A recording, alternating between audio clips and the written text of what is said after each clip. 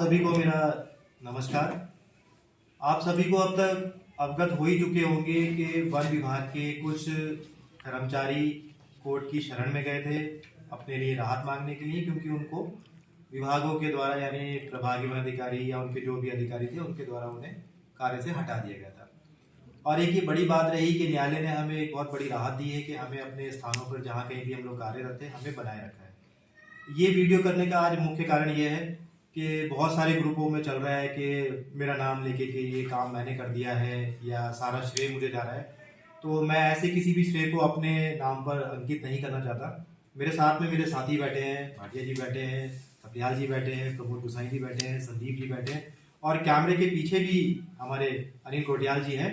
तो इन सभी का सम्मिलित योगदान रहा है। और भी जिन लोगों के नाम नहीं लिए हैं मैंने, उन लोगों का भी योगदान रहा है। रिट पिटीशन जिन लोगों के नाम से हुई है उन लोगों का बहुत बड़ा योगदान है, क्योंकि फ्रंट पे खड़े होके जो व्यक्ति अपना नाम देता है उनका भी बहुत बड़ा नाम है। तो जैसे दिनेश चौहान जी हैं, दिनेश परिहार जी हैं, इन लोगों ने भी रिट पिटीशन में मुख्य व्यक्ति होकर और उनके साथ में लोग नीचे जुड़े और उन्होंने अपने आगे मतलब इस रिट को आगे कोर्ट में प्रस्तुत किया और कोर्ट ने हमें एक ये बहुत अच्छा उसका परिणाम दिया है हमारी लड़ाई का, कि हमें वहाँ पर जैसे हम यथावत थे वैसे ही हम बने रहेंगे। अब बात ये आती है कि अलग से मुझे कई सारे फ़ोन भी आ रहे हैं, सारी चीज़ें आ रही है कि हम जो लोग छूटे हुए हैं उन लोगों का क्या होगा। तो मेरा उसके लिए आप लोगों से ये अनुरोध है कि जो लोग भी छूट गए हैं या जो लोग भी कोर्ट के लिए आना चाहते हैं वो अपनी एक सूची बना लें, जहाँ कहीं भी जिस वन प्रभाग में भी जो भी व्यक्ति है वो अपना नाम, अपना जो भी उसका विवरण है, कब से काम कर रहा था, ये सारा विवरण जो है दिनेश चौहान, उनका नंबर मैं ग्रुप्स में डाल दूंगा, उनके पास अपना दे सकते हैं। और जिस हिसाब से एक संख्या बल होगा उसी हिसाब से हम अधिवक्ता महोदय से बात करके आप लोगों को बता पाएंगे कि आगे किस तरीके से कार्रवाई कर पाएंगे हम। अब मैं जैसे बताऊं कि हमें कई सारे जियो की आवश्यकता थी, सारी चीज़ों की आवश्यकता थी, उन सारी चीज़ों को त्वरित गति से जो पूर्ण किया वो हमारे भाटिया जी ने किया। तो भाटिया जी मैं आपसे भी चाहूँगा कि आप हमेशा सभी के लिए कोई भी ऐसा काम हो कि उसको जियो चाहिए या कहीं उसके लिए जाना हो, आप हमेशा तैयार रहते हैं। तो आप मतलब क्या कहना चाहेंगे कि जैसे आप तो हर किसी के लिए तत्पर रहते हैं, तो आप कर्मचारियों से भी कुछ कहना चाहेंगे? मैं कर्मचारियों से ये कहना चाहूंगा, जैसे कि वन विभाग के कर्मचारियों को माननीय न्यायालय से राहत मिली है, इसी प्रकार माननीय न्यायालय पर अपना विश्वास बनाए रखें। जो भी एक अच्छा भविष्य मिल सकता है माननीय न्यायालय से ही मिल सकता है कर्मचारियों को।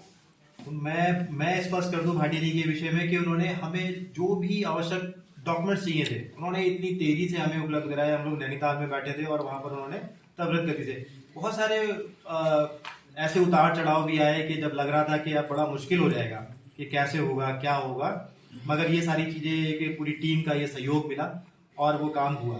तो आगे भी अभी हम ये नहीं कहेंगे कि ये बहुत बड़ी जीत हो गई है, अभी जब तक इसका इम्प्लीमेंटेशन नहीं हो जाता अच्छे से, सारी चीजें नहीं हो जाती, और आगे भी आप संघ के तौर पे और मैं फाइनेंशियल भी कहूँगा कि उनका सहयोग रहा, क्योंकि मुझे एडवांस पैसा भेजना था और मेरे पास थे नहीं, तो मैंने उनको एक बार में कॉल किया, उन्होंने वो पैसा भी भेजा। तो मैं गुसाई जी से भी आग्रह करना चाहूँगा कि आगे आप कर्मचारियों के साथ किस तरह से बने रहेंगे, किस तरीके से सहयोग रहेगा संघ के रूप में। नमस्कार, पहले तो बहुत बहुत बधाई आप लोगों को। जैसे नितिन जी ने कहा, बिल्कुल संगठन ने हमेशा की तरह इससे पहले भी कई बार सहयोग किया है कर्मचारियों की, जब भी भविष्य का सवाल रहा है। आज भी जहाँ पे मुझे लगता है कि थोड़ा बहुत धनराशि में दिक्कत आ रही थी, तो हम लोगों ने संगठन के माध्यम से वो भी पूरा किया है, जिससे कि कोई दिक्कत ना आए। कर्मचारियों से मेरा निवेदन है कि जिस तरह से हम आप पे भरोसा कर रहे हैं, आप लोगों से भी हमारी अपेक्षा है कि आप लोग संगठन के ऊपर भरोसा करें, क्योंकि आगामी जनवरी माह में 2024 में सुनवाई की डेट है। अगर इसमें आप लोगों का सहयोग, आर्थिक सहयोग, आपसे मेरा मतलब सिर्फ आपसे नहीं है, प्रदेश के समस्त उपनगर कर्मचारियों से है, जो कि अपने भविष्य के लिए जद्दोजहद कर रहा है। अगर वो समय पे हम लोगों को आर्थिक सहयोग नहीं करेंगे तो हम कोर्ट की लड़ाई को कैसे जीत सकते हैं। रोड और कोर्ट दोनों ही जरूरत है। अगर आप एक चीज को छोड़ देते हो तो दूसरी चीज से हाथ धो बैठोगे, अगर दूसरी चीज से वो कर देते हो पहले चीज से हाथ धो बैठोगे। इसलिए हम चाहते हैं कि आप लोग हमेशा की तरह अपना भरोसा बनाए रखिए, और जैसा सहयोग हम आपसे कर रहे हैं वैसे सहयोग की अपेक्षा आपसे भी रहेगी। इसी क्रम में मैं हमारे साथ में संयुक्त मोर्चा के सह संयोजक महोदय श्री नरेश सफरियाल जी भी हैं, तो मैं उनसे भी एक आग्रह करूंगा कि आप सुप्रीम कोर्ट के लिए कर्मचारियों को क्या एक संदेश देना चाहते हैं कि कोर्ट में विश्वास किस तरीके से, देखिए हमें मिला है कोर्ट से तो जरूर आपको भी और हम सबको भी मिलेगा, क्योंकि हम सबकी आखिरी उम्मीद सुप्रीम कोर्ट है और इसकी जो डेट है जिसमें सुनवाई की तिथि है वो जनवरी में आने ही वाली है बिल्कुल। तो आपका क्या एक संदेश रहेगा सभी कर्मचारियों को? नमस्कार भाई साहब, भाइयों, बहुत खुशी की बात है और बहुत बहुत बधाई सभी को और उन कर्मचारियों को जो इस सरकार के उससे जियो के उससे आहत हो रहे थे। उनको एक बहुत बड़ी उपलब्धि हासिल हुई है।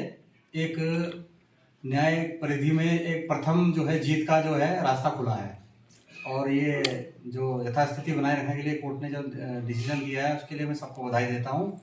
और इससे हम उन लोगों में जो अब तक कोर्ट से रिलेटेड कुछ आशंकित थे या कुछ जिन्हें कोई शंका थी या कुछ थी भी लग रहा था कि समाधान नहीं निकलेगा, तो ऐसा नहीं है। नितिन जी हमारे जो है इन्होंने बहुत बड़ा प्रयास किया। सबसे पहले तो मैं इनको बधाई दूंगा, इन्होंने अथक प्रयास किया है और ये मेरे से विचार विमर्श भी कर रहे थे, बीच में चल भी रहा था कि कब जाना है कोर्ट में, कैसे करना है, ये होना चाहिए। तो इन्होंने अथक प्रयास किया और कुछ समस्या ऐसी भी आई कि कुछ कर्मचारियों ने पहले जो है कुछ सहयोग करने के लिए कहा, लेकिन अचानक जब ये वहाँ पहुंचे तो उन्होंने कुछ लोगों ने अपने हाथ खींचने शुरू कर दिए। तो इनके सामने बड़ी समस्या हो गई, मानसिक रूप से भी और आर्थिक रूप से भी, दोनों तरह के इनके सामने संकट खड़ा हो गया। फिर भी इन्होंने अपने हाथ पीछे नहीं खींचे और ये सोचा कि भाई किसी न किसी का भला होना चाहिए और न्यायालय पे जाके ही कुछ हासिल होगा। तो इन्होंने इसको विश्वास को कायम रखे और ये जो है बात को वहाँ पे न्यायालय के समक्ष रखवाया, जिसमें कि कल जो है स्टे का फैसला आ गया। ये बहुत बड़ी उपलब्धि है और मैं फिर से इनको बहुत बहुत बधाई देना चाहूंगा कि इनका तक प्रयास नहीं किया। और अच्छी बात यह है कि उन लोगों में जो लोग ये सोच रहे थे, तो अब मैं समझता हूँ कि जहाँ तक मैं जैसे मैं खुद समझ रहा हूँ ऐसे में औरों से भी अपेक्षा कर रहा हूँ कि मेरे को विश्वास, जैसे मेरे को तो पहले से ही था, लेकिन मैं और अन्य लोगों से जो विश्वास नहीं कर रहे थे कि क्या होगा, तो एक विश्वास जगा है। और ये भविष्य में जो आगामी नए वर्ष 2024 के 16 जनवरी को हमारी उच्चतम न्यायालय में तिथि संभावित है। तो मैं इसी क्रम में उन सभी भाइयों से अनुरोध करूंगा कि उसमें भी बढ़ चढ़ कर हिस्सा लें। कोर्ट में भी हमें बने रहना है और रोड पे भी हमें बने रहना है, लेकिन ये 16 तारीख बहुत नज़दीक है। इसमें सबसे सहयोग करता हूँ कि सहयोग की अपेक्षा करता हूँ कि आप लोग बढ़ चढ़ कर कम से कम आप तो विश्वास कीजिए और आगे भी अभी जो अन्य चीज़ें हैं उन पर भी हमारी विचार विमर्श चल रहा है। नितिन जी कह रहे हैं कि और मैं और प्रकरणों में भी, चाहे वो वेतन से संबंधित हो, चाहे वो एक टाइम लिमिट जो वेतन मिलने की टाइम लिमिट है उसके संबंध में हो, या अन्य कोई भी जो है उनके बारे में भी शायद हो सकता है कि दोबारा कोर्ट जाने की तैयारी हो। लेकिन फिलहाल इससे हमारे को उम्मीद बन गई है और मैं ये सबसे अपेक्षा करता हूँ कि आप लोगों को भी विश्वास बन गया होगा कि कोर्ट भी एक बहुत बड़ी चीज़ है और बहुत बड़ी उपलब्धि ये है। और इसीलिए मैं सबसे दोबारा से एक बार आग्रह करना चाहूँगा कि आप लोग 16 तारीख के जो तिथि मुकर्रर हुई है, संभवतः अभी कंफर्म हो जाएगा कि 16 है 17 है जो भी है, लेकिन उसके लिए जो है सभी लोग आप आर्थिक सहयोग करें ताकि हम एक अच्छे से अच्छे अधिवक्ता को खड़ा कर सकें और ताकि उन्हें न्याय दिला सके। और हमें विश्वास भी है कि अंत में जीत हमारी होगी। धन्यवाद। इनके साथ ही मैं थोड़ा एक चीज ऐड ऑन करूंगा कि सभी लोगों को ये पता होना चाहिए कि आज हम संयुक्त मोर्चा के बैनर के तले संविदा संघ है, चाहे हमारे महासंघ हो या अन्य और भी संगठन जो आएंगे, ये सब एक मिलकर काम कर रहे हैं। और आपको पहले भी हम लोगों ने हमेशा यूट्यूब के माध्यम से, ग्रुप के माध्यम से ये कहा गया कि उपनर संविदा कर्मचारी संघ का जो हल्द्वानी में अकाउंट है, बैंक अकाउंट, उसमें ही सभी लोग अपनी धनराशि को दे, जिससे कि एक व्यवस्था बनी रहेगी और आप लोगों का भरोसा भी बना रहेगा। क्योंकि हमारे सह संयोजक नरेश सरदार जी ने आपके सामने बात रखी है, इसी तरह से संयोजक, मुख्य संयोजक है विनोद गोदियाल जी, उनके माध्यम से भी मैं ये अपील कर रहा हूँ कि आप लोग जितने भी संगठन से जुड़े, जितने भी कर्मचारी हैं, वो शीघ्र से शीघ्र उपनर संविदा कर्मचारी संघ के ही अकाउंट में, अन्य किसी भी अकाउंट में पैसा न डालिए, जिससे कि हम उसका जवाब नहीं दे पाएंगे।